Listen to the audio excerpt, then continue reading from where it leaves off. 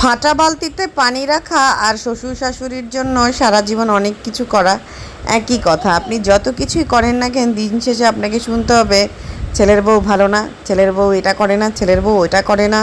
সব দোষ কার? ছেলের বউর। মানে যত ভালোই করেন না কেন, আপনার ভালো জিনিসগুলো তাদের কোনোদিন চোখেই বাজবে না। এখানে আমি সকাল সকাল আজকে শুক্রবার যেহেতু গরুর মাংসটা কষিয়ে নিচ্ছি, তারপর আরেক চুলে আমি পোলাও বসিয়ে দিয়েছি। এরপরে আপনার তো একটার পর একটা দোষ আছেই। আপনি রান্না করবেন, বলবে লবণ বেশি হচ্ছে। আপনি রান্না করবেন, বলবে খাবার মজা হয়নি। মানে কি যে একটা অবস্থা। তো এদিকে আমার রুমটা অনেক নোংরা হয়েছিল, আমি রুমটা ভালো করে গুছিয়ে নিলাম। ওইদিকে আমার রান্না বাড়া করাও শেষ, আমি অলরেডি টেবিলে বসে পড়েছি। আমি আর আমার হাজব্যান্ড একসাথে খাবার খাবো। তো যেটা বলতে নিয়েছিলাম যে কেমন একটা অবস্থা না, খুব খারাপ লাগে আসলে।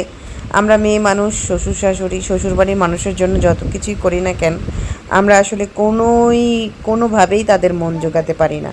মেয়ে মানুষের জীবনটাই জানি কেমন, আসলেই মানে অদ্ভুত লাগে আমার মাঝে মধ্যে। তো এইখানে আমি পোলাও নিয়ে নিয়েছি, পোলাওর সাথে গরু মাংস আর গরু মাংসের ঝোল নিয়ে আমি মেখে একটু করে খেয়ে নিলাম। ভালোই লেগেছে, খারাপ না। আমার হাতের রান্না যদিও আমার ভালোই লাগে, কার কাছে কেমন লাগে জানি না, বাট আমার হাজব্যান্ড আমার হাতের রান্না ছাড়া খেতে চায় না। ও সব সময় বলে যে আমি না, বলে আমি তোমার হাতে রান্না হলে আমি তৃপ্তি করে খেতে পারি, নয়তো আমি পারি না। আর আমিও খেয়াল করে দেখি আমি রান্না করলে ও খেতে পারে। তো এই ছিল আমার আজকের মতো ভিডিও। সবাই ভালো থাকবেন, আল্লাহ।